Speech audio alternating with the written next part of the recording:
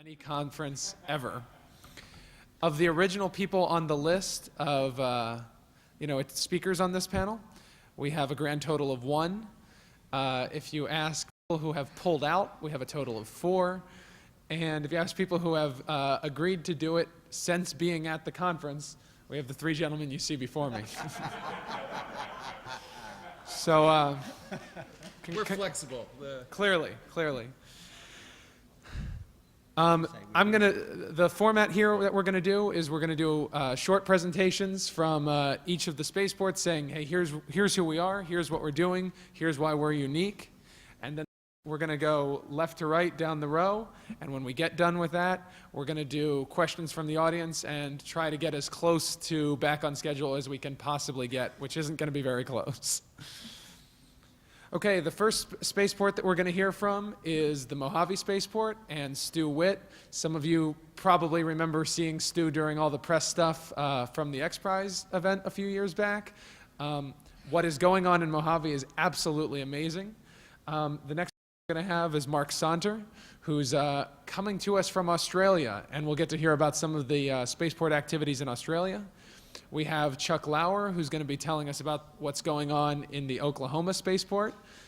And finally, at the very end of our session here, we're going to have Chaim Benaroya, who is going to tell us about, wait for it, Spaceport, New Jersey. Okay, so without further ado, spaceport panel.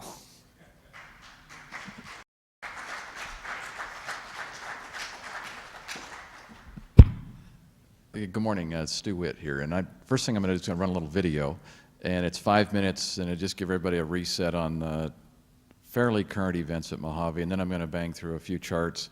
I have 1 chart with words, most of mine are pictures, and be happy to take any questions. So let's run the video, it's 5 minutes, and then I'll be back up. A place where the sun always seems to shine, where the sound of jet engines and booms is a constant reminder that amazing things happen here every day. This is Mojave, California, and it's North America's brightest spot in aerospace flight tests and development. Flight tests and training were born in Mojave. In fact, every single World War II ace received his gunnery training in Mojave. Today, Mojave is where civilian and joint venture governmental aerospace development and flight test is expanding the envelope. Mojave is where aerospace entrepreneurs thrive, and the world is watching. 3, 2, 1, ignition. I'm very lucky to be joined by a gentleman by the name of Stu Witt, the general manager of Mojave Airport. I mean, I find this an incredible place. This is unique. It is unique. I've tried to package it how you would sell, how you would explain it to people, and you don't sell sagebrush very well, and you don't sell 110-degree days very well, but what you do sell, you sell people with passion and great ideas, and that's what's at Mojave. It's a place where dreams are nurtured. X-Corps is a company that's privately developing reusable rocket engines and reusable rocket vehicles for a number of markets that are commercial, most notably taking people up to space and back. Unique. I mean, we have the combination of great flight test airspace. We have the proximity to all the aerospace talent from Edwards and Dryden down from the Skunk Works in Palmdale. There's no place in the country with this kind of collection of talent. We have a motto here around FiberSet. We can build anything. The reason why we're here, a very friendly business environment. We've received incredible support from our supervisors, and it's very business friendly. They will work with you.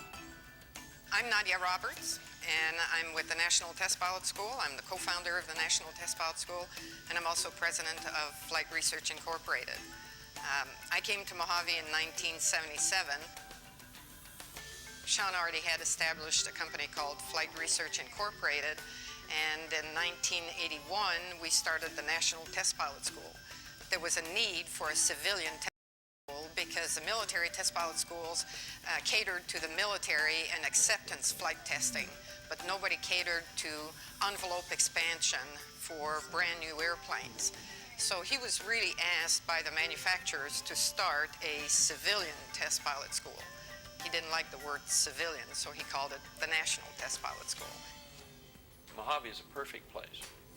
This airport, these surroundings, our access to the restricted areas, the understanding from the airport that this is a research flight test center and how they deal with supporting us doing research flight testing. This is the only place in the world where you really can do that properly.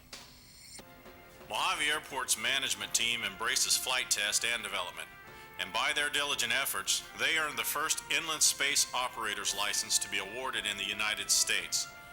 That set the stage for Bert and his team at Scaled Composites to compete and win the Ansari X Prize. When your children talk about where it all started, this is the day. This is the year that made it happen.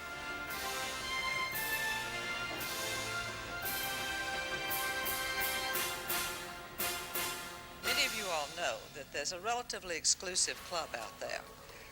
It's comprised of those astronauts who have received wings from either the military or NASA. But there's now a very exclusive club. It's now formed of two people. So, Brian, if I could ask you to come up here.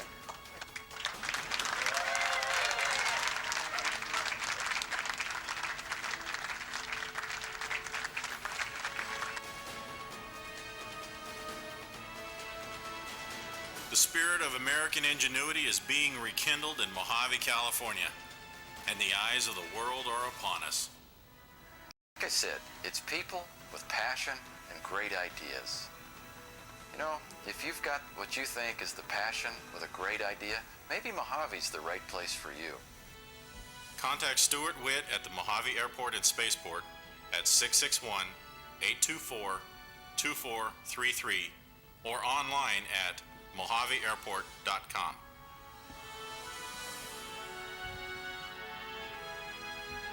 If we could switch over to the point.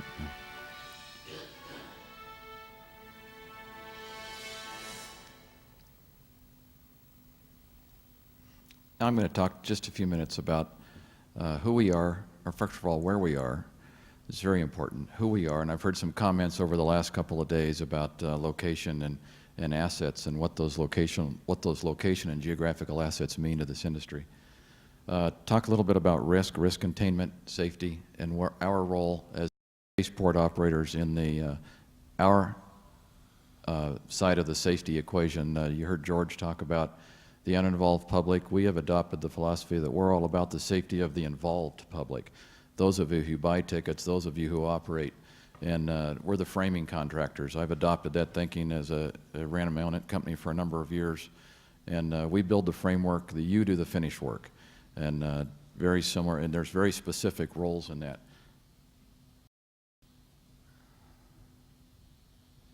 Whoever has the go button, advance to the next chart. Mojave's located right there in the bottom left corner of the 2508 complex, and just for a geo reset to people, if you can imagine Bishop up by Mammoth Lakes, Bakersfield, Porterville, all the way out to the California-Nevada line near Primm, down to the Palmdale, Barstow area, the restricted 2515, Goldstone, National Training Center at Fort Irwin. The airspace over that is the largest overland testing site in the continent.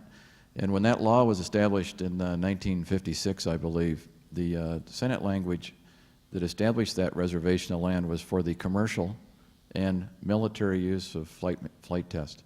It's managed by the Air Force, the Army, and the Navy, but when people talked about not being able to do sustained term commercial activity in the high desert, I think we have one word going for us in the original law, and it was established for the commercial use, and it's been adopted to be the military. And I haven't had any argument from the military landlords at all. In fact, we've had nothing but support. Next chart, please. We do have a mission statement, and the critical part on there is the airport and spaceport was established, and we have a principal focus as the premier aerospace test center. You say flight test, but we changed the flight test to aerospace test center. Next chart. The biggest part of our operation is that we're a 724 operation operating in the close proximity of Edwards, China Lake, Plant 42. And the true irony to me as a new airport manager, and I've only been in this business for just under 5 years, is that after hours, between 9 at night and 3 in the morning, our customers are the Air Force and the Navy, because Edwards and China Lake are closed. We're open 24 hours and we don't charge for that service, so they bring their night events to Mojave for testing and operations.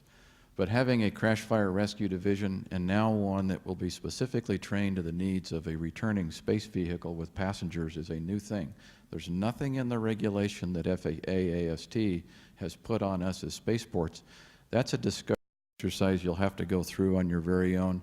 We've created a operations manual, how to handle medical emergencies, how to handle off-site landings, who has response authority, is it the airport or is it other interagencies? None of that is contained in any language from the federal government. That's something your spaceport is going to have to create on their own and manage it on your own.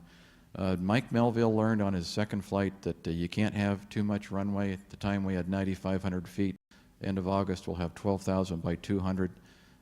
Longest runway in Kern County, and the history of Kern County, first longest commercial runway, the only second is the lake bed and the primary runway at Edwards. 724 operations, we now have a 24-hour AWAS, super AWAS, and direct access into 2508. Basically to users under letter of agreement, and there's 21, I believe, letters of agreement with tenants currently. They obtain a squawk from the tower off. As soon as they're airborne, they're a participant, so they're in 2508 from the time they go wheels up. Again, it's a joint use operational restricted airspace. Next chart. Just some of the tenants. Everybody knows about Scale Composite. Turned out by Reuters, they ranked it as the #2 news event in 2004, second only the capture of Saddam Hussein. And it's amazing when you throw a party like that in your own house, what it really means. At the time, the airport was somewhere in the 45 to 50 occupancy range. Today, we're at 100%. If you showed up at Mojave, ask Mr. Maston. He wanted to rent a building. I'm sort of embarrassed where he's operating from, but it's what we had available, and he's pleased with it. And he's pleased with it for something I call the Silicon Valley atmosphere or syndrome. And I got that notion from Jeff Greason at XCOR. Jeff said we're trying to create an environment where everybody will want to start their business at Mojave, because when they go to the restaurant for lunch, they're with all their peers, their competitors, and they can sit and talk about common interests and challenges, and it ends up breeding itself. Next chart. XCOR Aerospace, you heard from them yesterday. Their engine development is absolutely stellar. The things I keep an eye on from an airport perspective, their handling of explosive materials, their handling and their operations of those things, providing necessary training when appropriate, and again being a shield from the outside world, providing them with the same things that Orville and Wilbur sought by their sojourn to Kitty Hawk in the late 80s. They were seeking a location that could give them freedom from encroachment of the press, freedom from industrial espionage, and a steady breeze. And ironically, those are the three things an operator can find at Mojave today. Sometimes that breeze is categorized as a little more than a breeze, but when we have a fence, actually now have a double fence around the airport, we provide an element of security. We garner and protect people's trade secrets. Next chart. There are flight test things you don't hear about, and it happens every day. Things like the Mitsubishi jet, a New Zealand skydive airplane, special use. Of course, the X-plane, air launch, T-Space, Protoflight, the Gary Hudson activities that were the preliminary C-17 launches, which you heard about in the last briefer, and that rocket, with many components of that rocket were built at the airport by other composite shops under contract, just like they provide materials to XCOR and Scale. And then the rocket testing sites, we now have 8 rocket test stands at the airport. We can test rockets up to 80,000 pounds with provisions to go to 120,000 pounds. Next chart. We get some nice visitors. Asian bring some special acclaim to the airport and their willingness to set up shop, do their testing at the airport. I certainly don't look at this as competition with other spaceports. If we are successful in this industry, there'll be spaceports all over the globe. I can't imagine people thinking they must fly at one location and one location only. Our principal focus is flight tests. Next chart. Air Launch, amazing concept, another Gary Hudson company, Factor Lepore. A number of these charts or these photographs were taken from Mojave in development. One of that just absolutely amazed me was the separation test, upper right-hand corner, and how that actually unfolded. This dome on the front end is a product from the airport that was built there and mated to that device. The rollers and the system that was tested at the airport before ever being loaded onto a C-17. Next. That's a composite company that lives in the shadow, been there 23 or 24 years, 23 years, woman-owned small business, and it's amazing to me the synergy and capabilities. Dragon Skin is the level 4. Your son or daughter, like my son, may not be wearing that because he's wearing level 1. That's what the Army bought. But all the folks that work for other civil agencies in the conflict buy level 4 gear, and that's made at Mojave.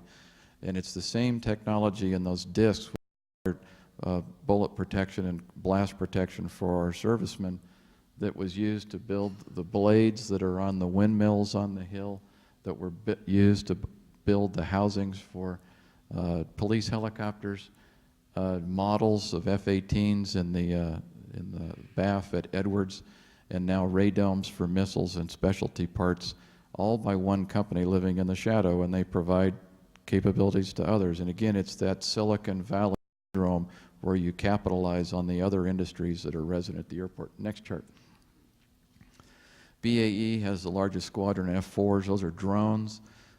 They also have F-20, F-35, the flight test bed, and a number of other specialty projects, and they've been building basically airborne targets and cruise missiles at the airport for 20 years. Next chart. This is the irony of ironies. After the Spaceship One launches, we had this another mothballed development project by NASA, the X-37, that had been put on the shelf. And they were put on the shelf primarily because NASA had retired their B-52 and didn't have the lifting capability. And along came the White Knight with the lugs that were capable of flight modification and handling this, so that resurrected the Boeing, and NASA resurrected the X-37 project for the next phase of flight development, which was all conducted from the airport. And these are things you also, Alan probably reported it, MSNBC, but not many others did. It was another one of those events that, as George was talking about what's happening, this is stuff that is really happening, and it's enabled because of what happened 2 years ago. Next chart. Test Pilot School under Sean and Nadia Roberts. Don't know if any of you have had the chance of meeting Sean and Nadia through the years, but they came to the desert, both Canadian background and British Empire background. Started a Test Pilot School in 1961 airplane. Today they have 60, and today they train more test pilots than the other 5 test pilot schools in the world combined, and they're trained at Mojave. What I've found is the following at Mojave is greater nationally than internationally than it is nationally, or certainly regionally, and it's primarily because of Sean and Nadia Roberts. Next chart. Again, things, if you sat in the restaurant for lunch, you'd see the Nemesis being flight tested. That's a racer that's, anybody who goes to Reno Air Races or races anywhere in the world, you'd know Nemesis. We have our own Mercy Air, and then there's this other little project at the airport. There are 9 locations in the United States where wheels are rounded. Trucks, if anybody ever rode a skateboard, you have trucks, set of wheels. Well, trains have trucks, and that's a big industry. That's heavy metal industry. The biggest site for re-rounding of wheels in the United States is Mojave Airport. 34 rail cars a day unload at the airport, and so there's several different transportation nodes. Next. We have visitors of all types, just little color. Next. Do a lot of filming. Fear Factor has a constant debt. A lot of movies, boom. Commercials, flight plan. Next chart. We take the big ones, the little ones, the freight. Both UPS, FedEx land there every day. We have the 30 rail cars. We have our own little private railroad on the airport off of the UP and the BNSF line. And then we get the specialty freight from the Antonov. Our new runway, the 200 feet by 13 or 12,500 feet, handle any airplane in the world, and they can also depart from there and go nonstop to the range of the airplane. So we can now launch a 747-400 from California to Shanghai, fully loaded. Next. Just another day, you get the beautiful sunset sunrises. Sometimes you get the Billionaires Club right back of a pickup dragging their spaceship. You get Bob Shearer flying in his private Rutan design, and then on occasion, that is actually one picture. It's not a composite. And we always laugh at how that just happens to work out. Somebody actually caught that as a reality in one day. You get a DC-3 with a Westinghouse radar and a combined function flare out of South Africa.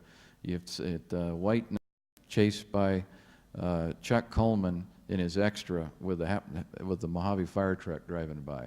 Next. We get some nice visitors. Patty makes a trip out there on occasion. George and his staff. Marion's been out there a couple times herself, actually 3 times, I believe. Always enjoy having the FAA visitors. And that relationship, I meant every word I said. If you engage in this and you start your spaceport, engage early, often, communicate daily, weekly with the sponsor, and you can work through absolutely any issue that comes up, whether it's explosive handling, storage, access to space, whatever. Next. Something that came out of the X-Prize flights when Peter Diamandis, Greg Marinac, myself, Bob Weiss, and Dan Pallotta sat around the Shutters restaurant, and it was either December '03 or January '04, and said, you know, this could actually happen at Mojave this year. What are we going to do? And the thing here on the table said, we got to find a way to bring the kids aboard, but it was real difficult. Are these events going to occur when school's in or out? Is it going to be in the daytime, nighttime? Turned into a real challenge. It turns out on the third flight on October 3rd or 4th, I'm forgetting, was we ended up with 2,000 school kids bust in at 3 in the morning. One of the things that nobody knew about, but if anybody understood the Herculean effort that took to get 2,000 parental signature forms farmed out in October over a weekend and fill up the buses in inner city Los Angeles and bus those kids to Mojave, those were Herculean efforts by a couple philanthropists and us, because we never lost sight of the need to bring kids in to that event. And our thinking was, had any of us had the opportunity to be at Kitty Hawk in 1903, would you have gone? And the resounding thing was, absolutely. So we made it important. So what we've done afterwards, now each year we have our own space challenge, and we've extended this out. We've had participants from Minnesota, all the regional airport schools in our local district, and we culminate with an 800-kid event. They build their own rockets. They have to have marketing teams. They have to have banners, names, logos, and we make them run a business. We give them 30 days, and I personally buy the rockets from Estes. It's my own personal gig, and but we've been able to do this 3 times, and the judges are Bert, Mike, and Brian, X-Corps, and the folks from NASA Dryden. Next. Just some of the folks that wander through.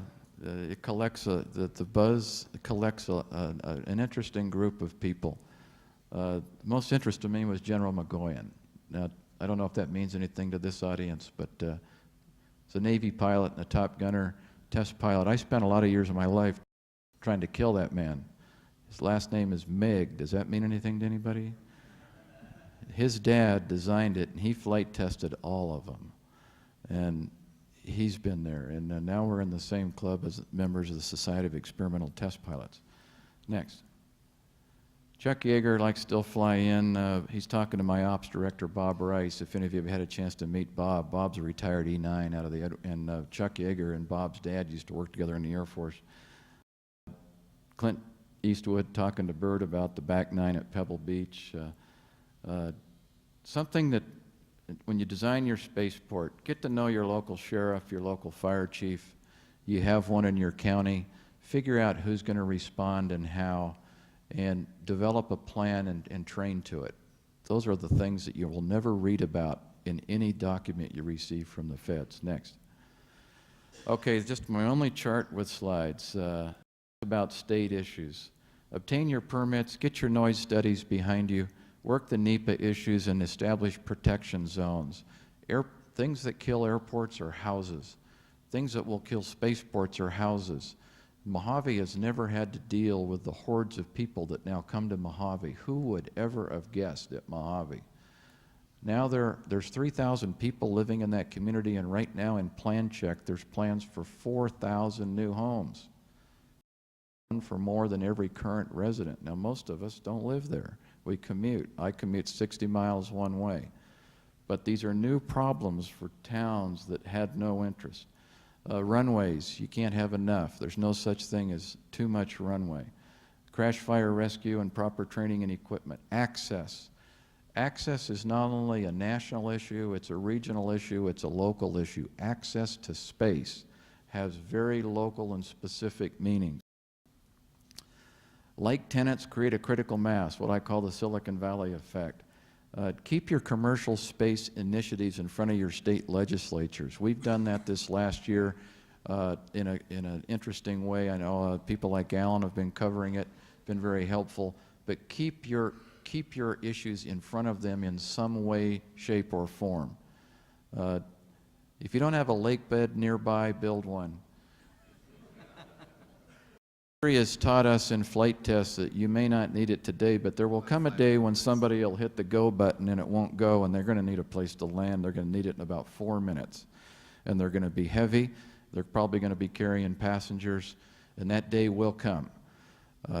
When I wrote a white paper on this subject 3 years ago, I picked 3 locations in the United States that would be suitable for spaceports given what we knew today, and that was actually it could have been 4 areas, but I zeroed in on 3. New Mexico and California, because I thought Nevada had sort of gotten themselves out of the business because the Air Force probably wasn't going to be willing to give up Groom Lake. Or Indian Springs, right up the street. But I still stick by that. During the flight test evolution over the next 3 years, when the real critical rubber will hit the road and we prove ourselves, this industry, and we get our own traction, I believe that having a lake bed nearby, like folks in Australia have access to locations similar to that, it's going to be critical. Once we get past that next phase, I think there'll be an opportunity to extend this worldwide. But we have to prove the compatibility with airplanes and spaceships, and it's certainly possible. As George has heard from me in the past, throughout all the regulation, I said somebody's going to have to prove to me that something differently is happening other than clearing an airplane for takeoff and a glider to land. We do that every day. And you think about it, in the concepts we operate with at Mojave. Keep your AST sponsor informed. Keep your face in places like this and in AST's office regularly. Not overdo it, but at least every 6 months. Keep your local leaders informed, and safety and risk are interesting and very enigmatic subjects. I would encourage everybody in the room to challenge yourself with additional reading, and if anybody has a pen and wants to take my reading over the last couple of years, A History of Knowledge, great book. Understand zero, the discovery of zero affected mathematicians and its application of human knowledge. Understand how Columbus's mission affected risk and risk containment and how the application of that was adopted by Ferdinand Magellan. Here's a guy who left port as a Portuguese navigator commissioned to find China to bring back pepper to keep meat preserved in Europe so that people could survive the winter and not have to kill all the cows and eat them one meal at a time, but you could actually preserve the meat for a few. That was the requirement under operational requirement and functional requirements. That was pretty much it. But here's a guy who left port with 278 sailors, 5 ships. 2 years later, they returned with 18 of the original crew and 1 ship, minus their captain. Magellan died. And the next voyage, they were turning down crew members because everyone wanted to be a part of it. And we're worried about risk and safety in a new emerging industry. Let's don't lose sight of what the human spirit needs to really advance. It's a balance. It must be weighed daily. And we can't lose sight of risk containment. Next chart. We're moving ahead with spirit and opportunity at Mojave. Welcome anybody on site. You see some amazing changes out there. And I can't thank the folks, and I know there's a number of you in the room that are from the Antelope Valley, maybe a show of hands, that actually live there, operate from the up. There they go. Operate from there and have chosen Mojave as a place to set up shop. We really appreciate your business. Thank you.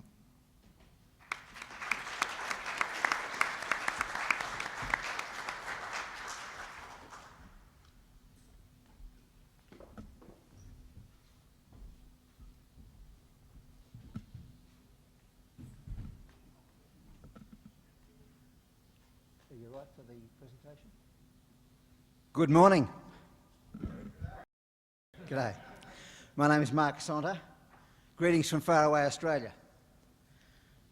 Before starting the presentation, I just want to say how happy I am to be back at a Space Frontier Foundation conference after a too long hiatus. This is one of the few gatherings in the world where behind every conversation is the backdrop of a shared belief that our goal, our strategic task, and if you like mission from God, is to bring mankind out into space and to bring intelligence and consciousness and humanity into the solar system. And that thought pervades all of this, and I'm very glad to be among kindred spirits. Manus Island Spaceport. Next slide, please. Where is it?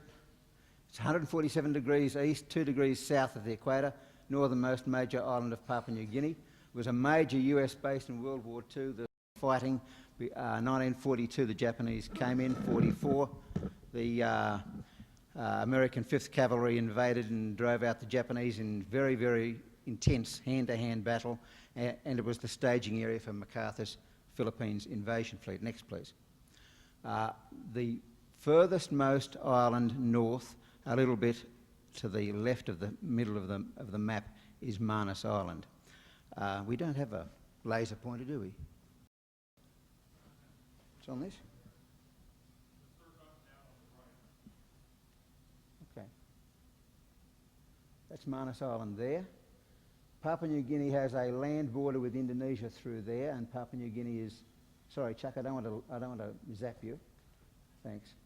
Papua New Guinea is this area through here. So Manus is the northernmost island. The equator runs through about thusly. As you can see, there is free launch directions from sun synchronous to due east, as long as you miss the northernmost tip of New Ireland here. Next, please. Manus Island, Papua New Guinea, closer up. It's an island that's about 80 kilometres long and 20 kilometres wide, and I'm looking at this area here, the easternmost tip of it. Next, please.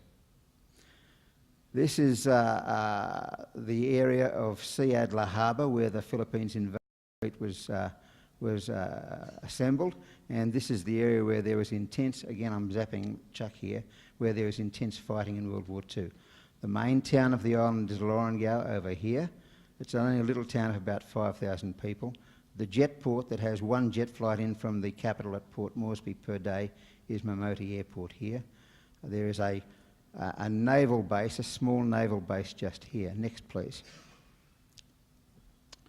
There it is again. That's a 2,000 metre. Thanks, Chuck. That's a 2,000 metre strip there.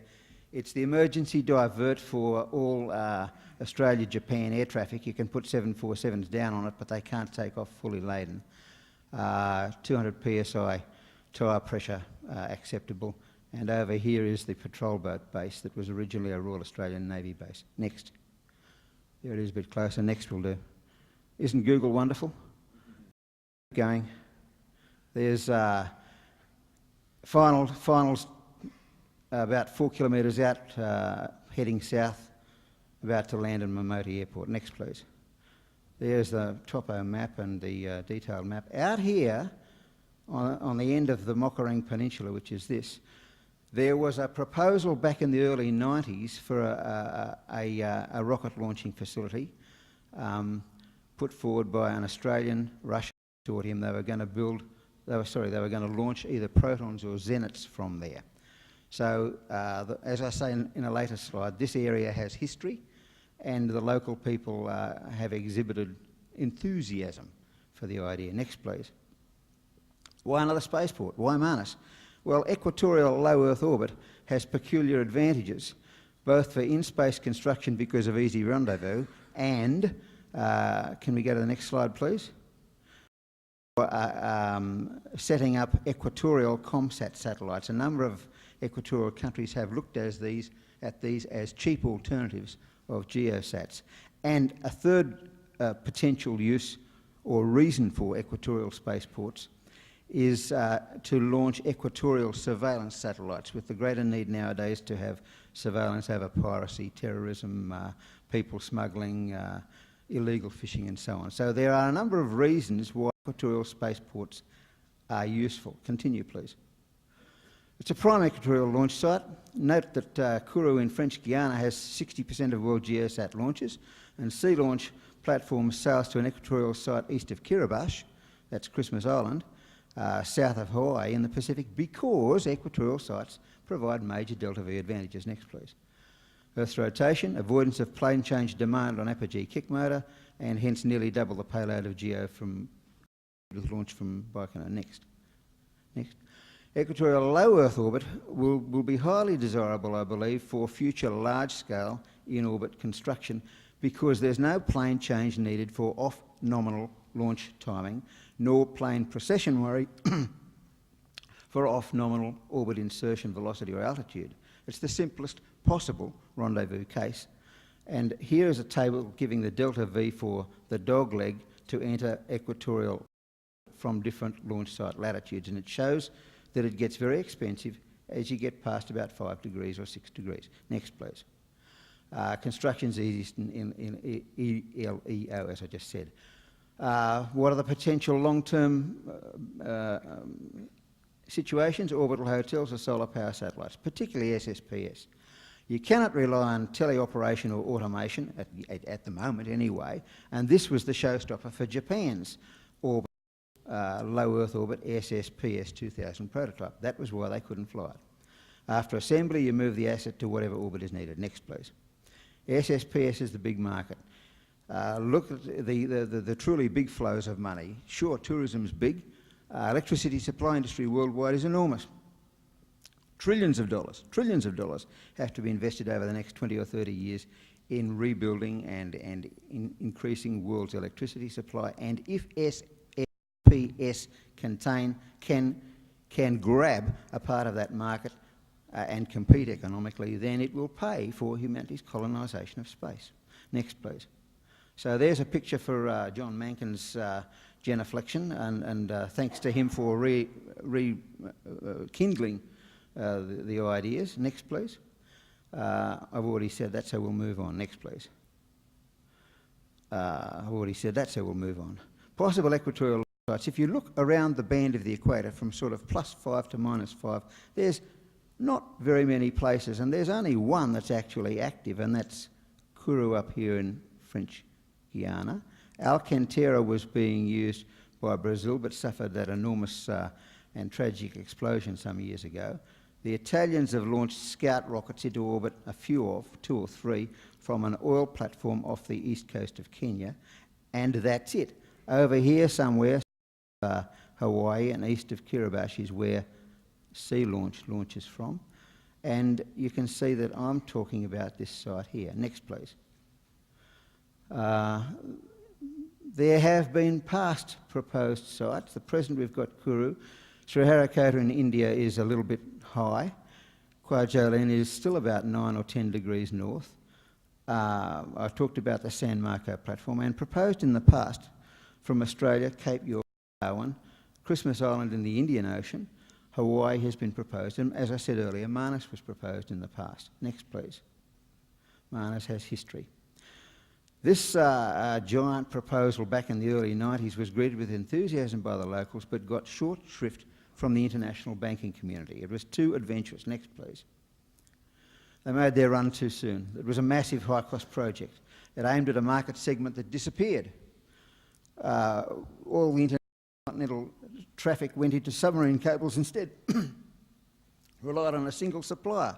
So it's no wonder that the international bankers never anteed up with the money. Next. So why Manus? We've talked about these various things. They've got good start-up facilities: seaport, airport, communications, power, water, huge sheltered harbour for recovery of anything that you want to splash down, return. Next. There are no other user range or pad conflicts. International air traffic passes to the west of the centre of the island. There's easy air access to Australia and Japan. Momoti is the emergency divert, as I said earlier, and you've got this big area, and there's Lombrum Naval Base, which the local government has just recently signed a zero tax law to try and invite industry into that area. Next, please. They're still pursuing that with the federal government, though, and they've got to get sign-off heads on the zero tax zone. So that's the area. This was the area proposed by the Australian-Russian Proton and Zenit launching idea. This is the industrial zone, tax-free zone that's been set up. This is the present jet base, and this area here and through here are the areas that I am considering, and for small stuff right down here adjacent to the airport. All of this area north of the is government-owned land which is leased out, some of it, to smallholders for agriculture. So in principle, all of this land could be available if it were needed. The scale of this map, these are 1 kilometre squares, to give you a bit of a feel. Next, please. Side advantages, I mentioned this derelict 4 kilometre long US Army Air Force. Can we go back one? Go back one picture. Derelict US Army Air Force 4 kilometre strip up here, built in World War II and continued operational through to the mid-50s. It's totally overgrown, but the hard stand's still underneath. Forward again, please. Idle buildings offered for lease by the government, easy security. This is a small island in the Pacific. Everybody knows everybody. Next, please.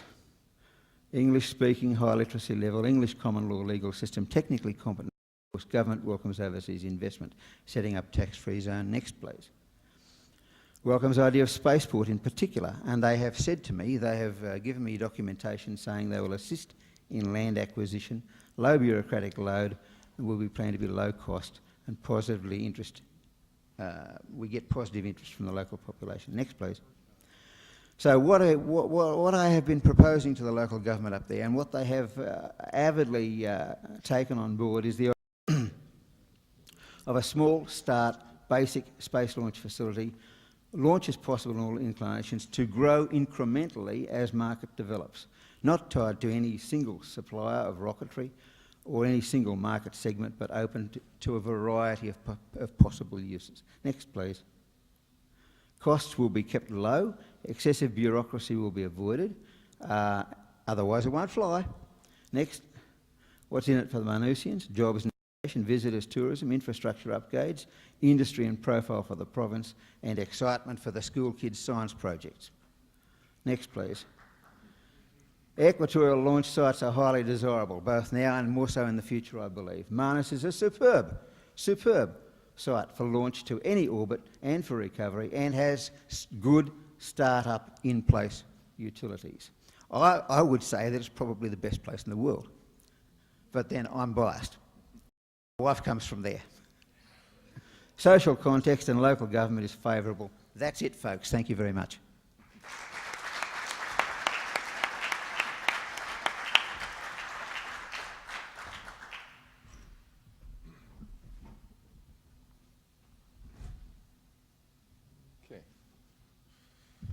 Hi, I'm substituting for Bill Curry. He came down with pneumonia over the last couple days, so he obviously couldn't travel. We are the anchor tenant, let's see if I can get this to work, for the Oklahoma Spaceport. What Stu Witt was talking about, the X Prize, everybody knew about that. But there are actually two contests that were going on in the 2001 to 2004 time frame. The X Prize was getting all the attention. The O Prize was what we were doing in Oklahoma, along with 14 other small companies competing for it. Big difference was the O Prize was worth $12.5 million instead of 10, and you get the money before you build the vehicle. So a little bit different set of ground rules. The evolution of this goes back a long time, mid-1990s. The Space Launch Initiative, name your acronym, X-33, and the whole spooling out of the X-33 story from Al Gore popping the box with Dan Golden and showing the Venture Star, and Lockheed's commitment to spend $5 billion of their own private money to build the full-scale Venture Star once they got their money for the subscale X-33. And then the situation sort of morphed. There is a facility at Edwards that was built for it, but the vehicle kept morphing and changing and running into difficulties. And then, but Lockheed was still making noises about keeping their word on their proposal to build a private sector follow-on.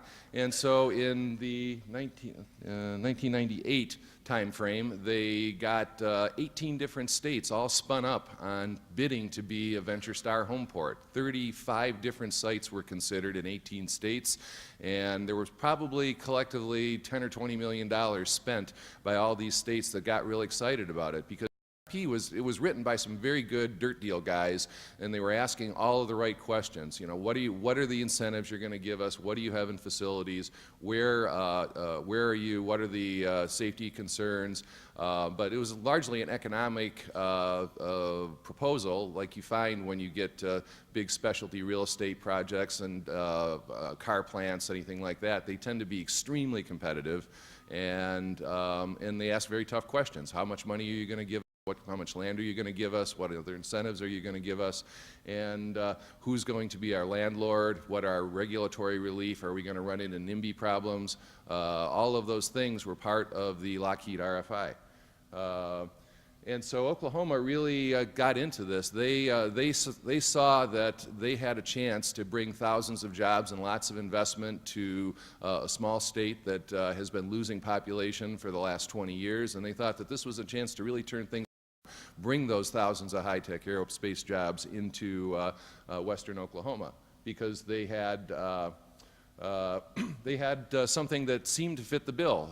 The VentureStar was a horizontal landing vehicle, vertical takeoff but horizontal landing. They needed a long runway, and there was this place called Clinton Sherman Air Force Base that is in the lower left there, with 13,500-foot runway, 300 feet wide, with another 500 feet of paved extensions on either side, 2,700 acres of land. It was a B-52 SAC base that was closed down in the early 70s, and they've been trying to figure out what to do with it for the last 20 years. So VentureStar thought, or Oklahoma thought, that, you know, this is perfect. We've already got all of this. We're there. And what they did was they passed, as part of the RFI, they actually passed legislation. SB 719 and 720 created Oklahoma Space Industry Development Authority and gave them full municipal authority. The underlying legislation that they modeled the Oklahoma Spaceport enabling legislation on was something called the Reedy Creek Improvement District.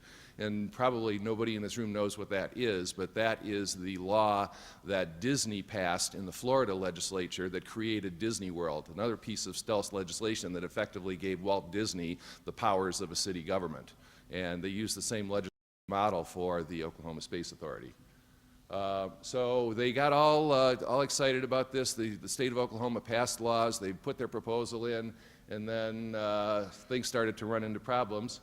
And so the program ultimately got canceled. What ended up happening was that Oklahoma was all dressed up with nobody to go to the dance with.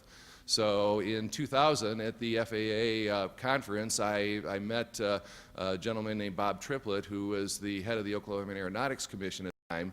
And he said that, you know, hey, why don't you guys come on out? You know, at this point, they had passed the law, they had gotten everything in place, but they had a trigger in the law that I didn't actually know about at the time, which said that they needed to have a letter of intent from a bona fide launch company before the governor was going to appoint the board and start spending taxpayer money to create another state authority. So I got out there in March of 2000, and very shortly thereafter, Bob Triplett asked me to put something on rocket plane letterhead and saying that we're interested in coming to Oklahoma. He ran that down to the governor and got the Space Authority up and running in early 2000. So Oklahoma, this is an economic development plan. Their goals are very pure and very understandable. They want the jobs, they want the economic development, and so they're using a legislative model. What they passed for us was kind of a modification of the tax credits. SB 720 was a tax credit specifically passed for Lockheed. Small companies can't use tax credits the way big multinationals can. So SB 55 was the tax credit bill targeted for entrepreneurs. And so this was a 50% R&D tax credit. It was actually modeled on the ProSpace Invest in Space Now Act that was introduced at the federal level but never was acted on. 50% R&D tax credit spread over 5 years, and the unique about Oklahoma is that it was a transferable tax credit. You need to have state tax liability to understand, to take advantage of a tax credit. What we did was we sold the tax credit to the Bank of Oklahoma, who did have that sort of tax liability.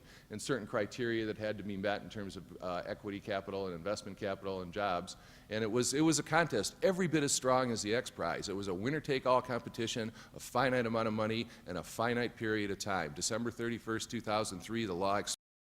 We got approved on December 31st of 2003 at about 4:45 in the afternoon as they were closing the doors of the Oklahoma Tax Commission. And the whole deal was put together the week between Christmas and New Year's. And if any of you have ever done deals to try and get all the lawyers and the bankers and everything to work between Christmas and New Year's and then work with state officials, it was a minor miracle, but our company has a sort of a history of that. So anyway, we got into business. Buying the X Prize, or the basic X Prize profile, 100 kilometers out and back, and some of this you saw yesterday. But that runway is just absolutely magnificent. To replace, to give you some idea of scale, the parking ramp over on the right-hand side there is a mile long. So just the amount of concrete there would in today's prices would cost $1 billion to replace, and we have land ground track, and on June 16th, I don't know if George is still in the room or not, but we got the second inland spaceport license on June 16th of this year. So there are a number of facilities there. There's a number of old B-52 hangars. The lovely orange one there is ours. But we do have some interesting plans. The 2,700 acres of land has the regulation 9-hole Air Force standard golf course on it already, a little club there, and lots of open land, full utilities, there's rail to the site. It's a little town, and the base housing is now owned by a state housing authority. A number of people live there, and so we see that as time goes by, it's 7 miles off of Interstate 40, which is one of the main east-west drags across the country. So there is potential for tourist traffic and bringing people in. And ultimately, what we'd like to see is cool things and lots of people coming and visiting and day trips and education centers and everything like that. But the first thing we need to do is get the space plane flying, and now we have the license. We're building the vehicle. We'll be in test flights in early '08, and there's plenty of room for other people. Armadillo is doing testing out there now, and it's not an exclusive deal with us by any means. So anybody else that's interested in another spaceport with lots of land and building and open space. Stu talked about dry lake bed. We're essentially the whole middle of the U.S. Used to be a dry sea, or a sea that's risen up, so we've got a lot of that same open land too. But our trajectory and our flight path is in and out along a specific ground track, but there are emergency landing sites along the way. So it's a fully functional, fully licensed spaceport that is business. I think I got, yeah, there we go. Thank you. Yeah.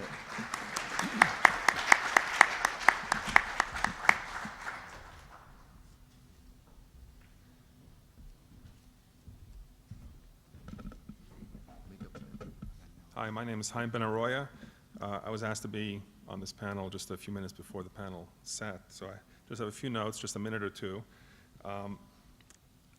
We're sort of at the for Spaceport, New Jersey, which may sound like a ridiculous idea and may end up being one.